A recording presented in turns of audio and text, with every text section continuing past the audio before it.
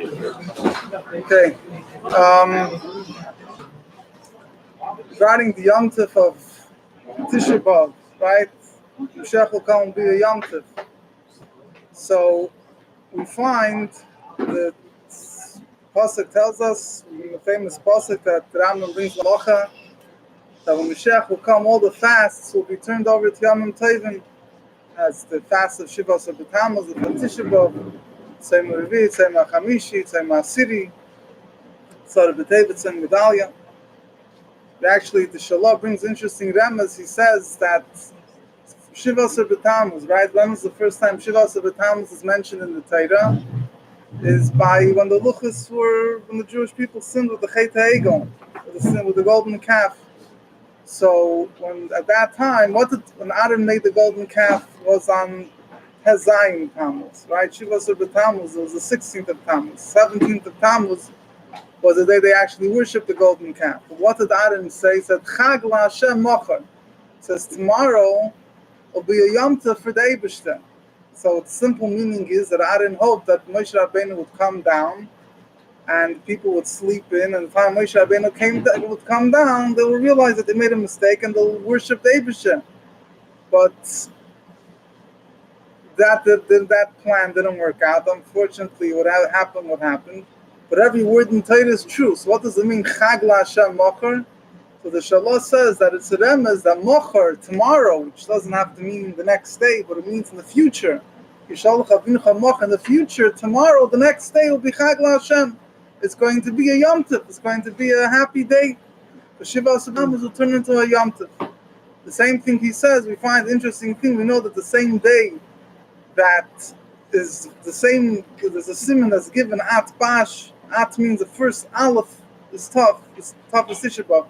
The first day of Pesach, whenever the first day of Pesach falls out, so that's the same day Tisha B'Av falls out. What's the connection between them? So he says the connection is also that the same way, the first night of Pesach, we're celebrating the redemption from Mitzrayim.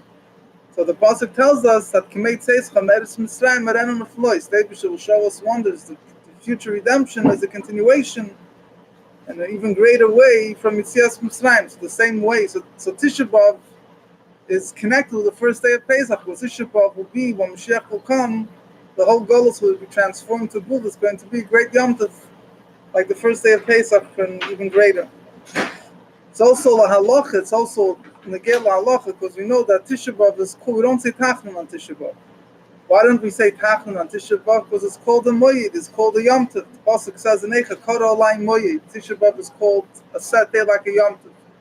So simply it means that it's a designated day for, in a negative sense, for negative things to happen. But nevertheless, the deeper pshat is that it's a Yom Tov, because when Mashiach will come, it will be a Yom Tov. So that's one of the connections why we don't say Tachnun on Tisha B'Av. There's also the halachas brought down as a discussion in Poskim. The Chidah and the Sefer Birkei Yosef, it discusses, it was a minhag that used to say psukim of Nechama, psukim of comfort, coming of Mashiach, in the evening of the afternoon of Tisha B'Av. Discusses if it was appropriate, not appropriate, but he brings down, he says two things. He says, first of all, he says, we know that Tisha B'Av, in a certain sense, is also there's a certain happy side to it. What's the happiness to it? So, the Chachamim tell us, is a pasuk that says, Mizmer La'asaf. It's a pasuk, a capital Tillim, speaking about the destruction of the Beis HaMikdash, and it starts off, it says, Mizmer La'asaf, a Mizmer is a happy song that Asaf HaNavi said, speaking about the Lakim, going Menach L'Asach, that came to the Beis HaMikdash, to defile the Beis HaMikdash. What's the Mizmer? What's the Gemara asks? She should have said Kina. It's lamentation. It's not a song. So the Gemara answers that if not, that Yidden, when they saw the Beis HaMikdash destroyed, they were very happy. What was their happiness? Because they knew that because the Beis HaMikdash was destroyed, the Eibishter, so to say, let out his anger on the Beis HaMikdash. So a lot of Yidden were killed. Millions of Jews were killed. Islam. But they realized that if not for the fact that Beis HaMikdash was destroyed, the Yidden themselves would have got hit much worse. So they were praising the Eibishter that he, so to say, let out his anger in the Beis HaMikdash. So that itself is in of Simcha, but it's also, we know that Rizal tells us, Medrash tells us the Mashiach was born on Tisha B'Av. The Rizal tells us it happened by Mincha time. That's why we say Nachim, the Mincha of Tisha B'Av, in which Nachim speaks about the comfort coming of Mashiach, which is also called Menachem. So the Chidah discusses, he says, this is the reason why it's okay to say different psukim of comfort, the coming of Mashiach on the afternoon of Tisha B'Av. But he also says, another thing, he says, on the halacha there's a discussion, if you like to clean up the house in Tisha B'Av. Before Chatzos, after Chatzos, whatever it is, a different opinion, a different detail. But he says that there was a minhag in Italy, women had a minhag, they used to clean up the house in the afternoon of Tisha B'Av. Why? This was something to be mechazik, their emunah and be a Mashiach. Since women, they don't learn the books, they need to have hands-on experience to strengthen their belief in Mashiach. So the Chachamim decided not to interfere, to let them, even though it could be a shaila, by cleaning up the house afternoon of Tisha B'Av, in order to be mechazik their hearts for Mashiach. Mashiach is coming, they let them do it. This concept is also discussed in the Beis Yosef on the tour, different whatever, and we gave something else, but whatever. So we see that lahalocha, there was minig Yisrael, different things that were done on Tisha B'Av as a connection with the Gula. It's actually an interesting thing. It says that in different Sfarim, it's brought down. The Rabbi Sholom said, other people said that when Mashiach will come, Shivas B'Tammuz will be the first day Yom Tov. There's 21 days. The Gemara tells us the 21 days that we say Hallel throughout the year. You have the Alter Rebbe writes the Betach, yeah. So it comes out as the Cheshvan. It's 21 days. You say, There's 21 days you say Hallel. So we know that the days, the 3 weeks are also 3 weeks is 21 days. So it's a hint that when Mashiach will come, these 3 days will be big Yom and Tovim. So there's two opinions here. And some tzaddikim said that it's complete Hallel is 21 days. Yeah. And there's other days that you don't say complete. Anyway, so he said that tzaddikim said that the first, that Shivas B'Tammuz will be like the first day Yom Tov. Tisha B'Av will be the last day Yom Tov. And the days in between, the 3 weeks will be Chol HaMoed. So the Eile Gerushin commented on this. He said, I say differently. He said, I say that Tisha B'Av will be the first day Yom Tov. Shivas B'Tammuz will be the last day Yom Tov. All the days in between will be Chol HaMoed. And the 3 weeks themselves, between Shivas B'Tammuz and Tisha B'Av, Ein L'Shar, Vein L'Sai. You can't even imagine how great they're going to be. And it's, before they say the Chayz of Lublin, actually as Yer said, there's also Tisha B'Av. He said that the day that I'm going to pass away, even my Misnagdim won't drink a drop of water. Pass away on Tisha B'Av. The whole story wanted to bring Mashiach and some mice, which I don't want to get into right now. The year that he passed away. But anyway, so he said that he sees Bruach HaKodesh, he sees Yidden wrapped up in the Talesim. They're davening and they're saying, Tisha B'Av. He saw prophetically in the future how Yidden are davening on Tisha B'Av, mentioning like the Yalav Yovi, David she gave us this holiday of Tisha B'Av. That's regarding the day of Tisha B'Av itself. Regarding Megillas Eicha, I mentioned last year, they put up the Shiur, for those that want to see it on learnmashiach.com, have the Shiur I gave last year on Tisha B'Av. So the Baditchev they say in his name, he says when Mashiach will come, we'll also read Eicha. So it's one of the 5 Megillas. It's not going to be, you can't say just going to be, ripped out of the shelf and it won't be. He says, we will read Eicha. Adrab, we'll say Shechianu, like before we read the Megillah on Purim, we'll read Eicha on Tisha B'Av. What is going to be there? How could you say Shechianu? You read Eicha, it doesn't sound so good. So he says, because then we'll interpret it differently. So he gives Boshetim Shat, says the same thing. He says, starts off Eicha Yoshol Vadad Ha'ir Abbas Yam Moisel Kamon. He says how that it sits the desolate, that the city that was Rabbas Yam, that was multitude of nations, is now desolate. So when Mashiach will come, he'll say that Eicha, that the city that was desolate in Galus, now it's Rabbas Yam. Now it's multitude of different nations.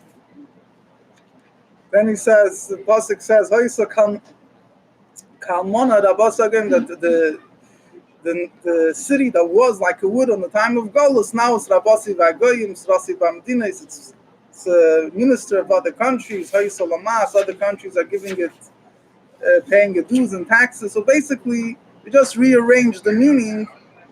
It's going to be a very positive meaning. It says that we'll read it with a great taina, with a great pleasure that we can't imagine how we're going to read Eicha when Mashiach will come. It's also there's other Sfarim that they write in the same vein. They say that discuss the fact that it says that all the Nevi'im and the Ksuvim, all the prophecies will become batal when Mashiach will come.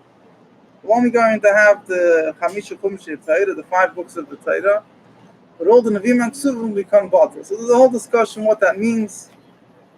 So one of the explanations that are given is that what does it mean it will become batal?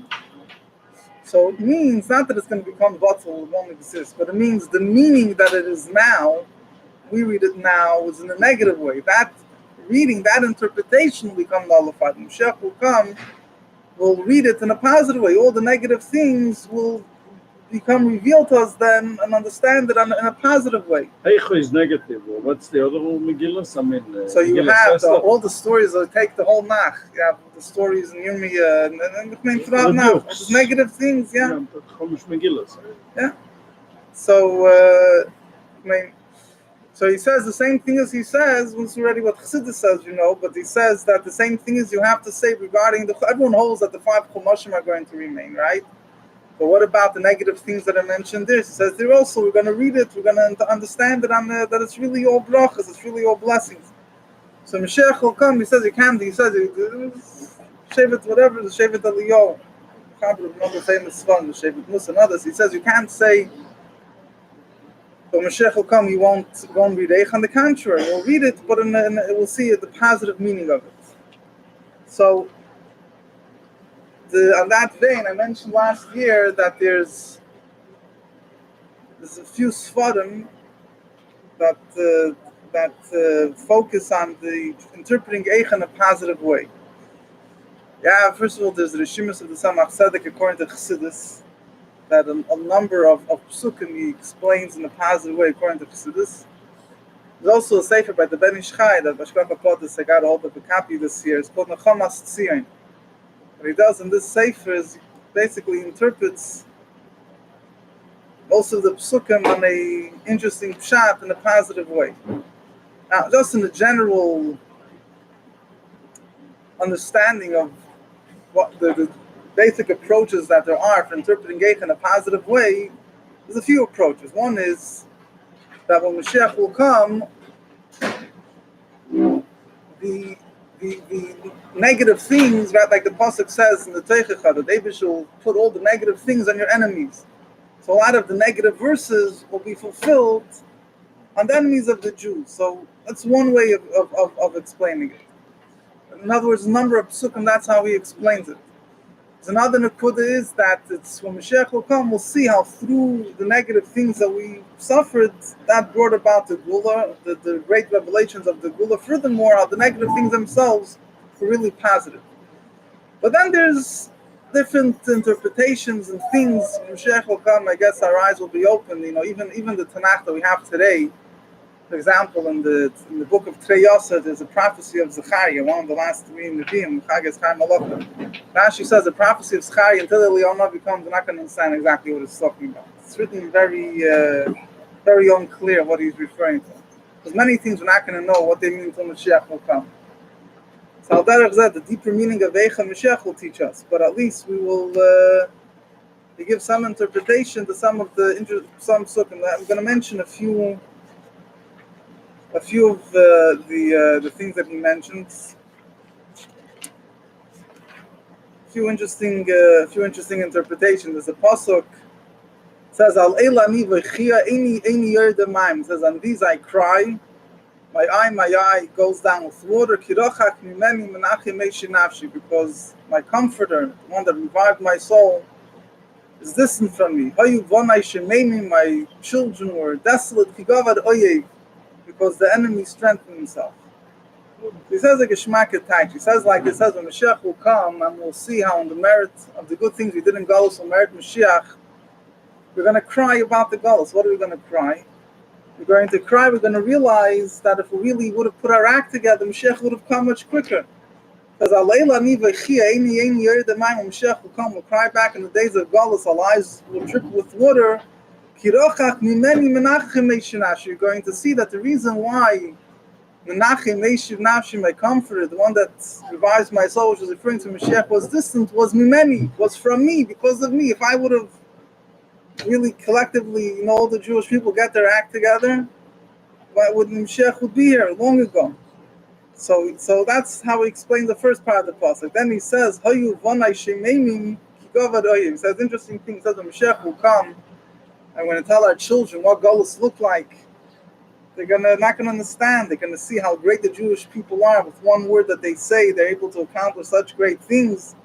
So they're going to be shememim. Also means that they're like mishtoimim. They're baffled. They're not going to be able to understand. How is it possible? How is it possible with such a thing that was a time of Golus that the enemy was able to strengthen himself on? So that's one pasuk. Then the Perek Aleph.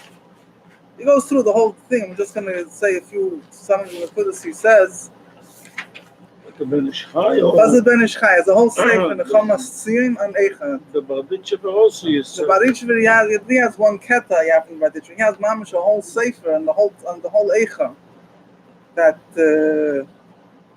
he put there. Tzemach Tzedek also has not mamish in every pasuk, but he has a pichsidus so that. Then he has another pasuk. There's a pasuk that says. Whatever, won't get into that part of the pasuk. It says, "Shikach Hashem etziyim moyed v'Shabbos." The Eibishter made forget amongst the Jewish people moyed v'Shabbos, Yom Tov and Shabbos.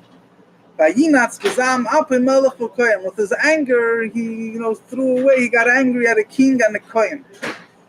So he explains this pasuk. So what's the simple meaning of the pasuk? That because of all the tzaddas the Jewish people had, they weren't able to celebrate Shabbos, and Yom Tov was forgotten from them. The peacefulness of Shabbos, celebration of Yom Tov.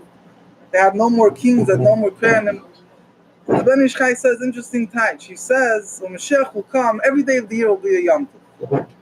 How is every day of the year going to be a Yom Tov? Because he says every day of the year something negative happened in time of Golus. Right? Multiple things happen. Right? They have calendars of Jewish history. What happened today in Jewish history? So on this day, this pogrom took place. That day, that pogrom took place. You understand? So Mashiach will come. That day will be a celebration. So when the Yom Tovim will be there, like it's another Maimer Chazal that it says that when Mashiach will come, all the Yom Tovim will be bottled. Different explanations what it means. One of the explanations means it's going to be such great simcha that the simcha of the Yom Tovim themselves won't be so great. What's going to be so great that we went out of Mitzrayim? Going out of Galus is much greater. So, but anyway, the way he explains it here, he says the Yom Tovim that we have now, every day will be Yom Tov. So what's going to be, every day we'll be celebrating another miracle, another thing that we saved from Galus. And then he says, Shabbos too, he says when Mashiach will come, we'll reach the 7th millennium. The 7th millennium is known as Yom Shekulei Shabbos. A day that's completely Shabbos. And a day that's completely Shabbos, so there won't be a difference between Sunday, Monday, Tuesday, Wednesday, Shabbos. So he says, this is the time, Shikach Hashem and Simrei the Shabbos, that when Mashiach will come, because the days of the year will be so great, so there won't be, the Yom Tovim we have today, the Shabbos we have today won't be significant. Then he says, what does it mean, Vayinatz b'zam apei melech v'kohen, that he was angry on the king and the kohen? There's an interesting thing. He says, when Mashiach will come, there will be only one king. Malach HaMashiach, who will rule the world. If someone wants to, rule the face, Nigeria, whatever it is, no one will have a right to do anything in the world besides Mashiach. Somebody will want to proclaim himself as king, he'll be chased away. He says the same thing. He says interesting thing, which different opinions here, but we know that Arizal says when Mashiach will come, the Kohanim won't do the avodah anymore. The Kohanim will be Levim, and the firstborn will do the avodah, because that's what it was before the Chet HaEgel. So he says, if a Kohen will want to come to do the avodah, they're going to be angry at him. He doesn't belong there. So that's what it means, that they were angry, that a king and a Kohen was, Eibusher was angry on. It says, interesting shot. Time is over. Huh? Your time is over. No. Oh, okay. The time of the king. But the emphasis is good. The emphasis that the Tzemach Tzedek writes, the some unfortunate right that the Kohen will also do that. There's different opinions. Good, fine. Then he says one more part. He says like this. He says David wanted to destroy the wall of Basin of Yerushalayim, the Beis Hamikdash. Not to cove, he draw a line. Literally means like for destruction. Eicha did not move his hand back from swallowing it up. Two walls of the Beis Hamikdash. It was a chel and a chem, a bigger wall, a lower wall. They were both umlalo. They're desolate. They're bewailing their fate. He says interesting thing. The Pasha is talking about how the walls of the Beis Hamikdash was destroyed. He says when Mashiach will come, it says the Har HaBayis won't have a wall. Why? Because the pasuk says, "There's a pasuk that says the wall of the Har HaBayis will be a wall of fire. You're not going to need a regular wall. The Shekhinah itself, so it will be a wall of fire. The Medrash actually says it's a wall of fire. How are we going to go into the Beis? How are we going to get in? We're going to have to put on fire suits to get in. So he says, when Mashiach will come, we'll be able to walk through fire and won't get burnt, like the Hanan, Mishal, and Azariah, that they were able to walk through fire. He says, lots of it, the Tzaddikim will be able to walk through the fire that will surround Yerushalayim and the Beis Hamikdash, and they won't get burnt. He says this is what it means that the walls were destroyed, not because we're going to be something even greater than that. It'll be a wall of fire. Then he says, the next part, he says a very geschmack pshat. He says, Tavu Barat Shada, he says that the gates of the Beis Hamikdash were sunken into the ground. Ibab the Shibar B'richaha, the bolts were broken and lost. Malka v'Sereva Goyim Goyim Torah Gam V'Yelei Moshe Chosem Hashem. Its king and their ministers went into the nations. There's no Torah. Also, her prophets the Jewish prophets were not able to receive a vision from Hashem. So he says, interesting. He says the Geshmaka thing. He says that right from the Churban Beis Hamikdash, David should already put into place reason that we should hope for the Gula. Why? Because as we know, the gates of the Beis Hamikdash weren't destroyed; they were swallowed up in the ground. Why? Because it's a hint. David was hinting that they're going to come back up. So he says, Malka v'Sereva Goyim. He says, even because of that, because the Jewish people are hoping for the Gula, so Malka v'Sereva Goyim, even though the Jewish king and their ministers went into exile, Ein Torah. Says, what means Ein Torah? He says interesting types. The word Torah comes from the word Loisa Suru Achre Lavavchem. Tor, scouting, turning away. He says, Ein Torah, the Jewish people don't turn away from their hope for the Gula. Even though they don't have prophets that are prophesying them and telling them the Mashiach is coming, as if there will be prophets that are telling them the Mashiach is coming, okay, it wouldn't be such a big deal. The Jewish people keep their faith. But if they're keeping the faith, despite the fact that the prophets don't receive prophecy, that's the mile of the Jewish people. That shows that, finish off with the second to last pasuk. He says, Ashivenu Hashem Malacha v'Nashuv Achadish Shimenu Kikedem. Return us to you, Hashem, and we will renew our days as in former times. It says, let's tie Hashivenu Hashem Eilach, return us Hashem to you. So he says, by Matan Torah, David's first plan A was that all the Yidden will learn Torah directly from David. But they were too scared. They went over to Moshe Rabbeinu. They said, it's too much for us. David said, okay, everything will go through Moshe Rabbeinu now. But that wasn't really the way it was supposed to be. He says, when Mashiach will come, David will teach us Torah directly. Rashi brings down the Pasha's Balak that the Mashiach will come, Yidden will learn Torah directly from David. So that's tied to Shivenu Hashem Eilach. We down David should return us to him. We learn Torah directly from him. We knew our days as old as in previous times. The people say we want things to be better like the way they were, I don't know, before Gimel Tammuz, before this, before that. It says Kikeda means the way it was before Kedem Achet. It'll be no Yitzhak Hara. It'll be the way it was meant to be L'chatchila before Chet Eitzadas. Fine. Anyway, the idea is we should have the Gula Midas Hashleima and Mashiach will come and fulfill us in, and we'll see all the good, happy interpretations. The time is over. Even for the Melech and the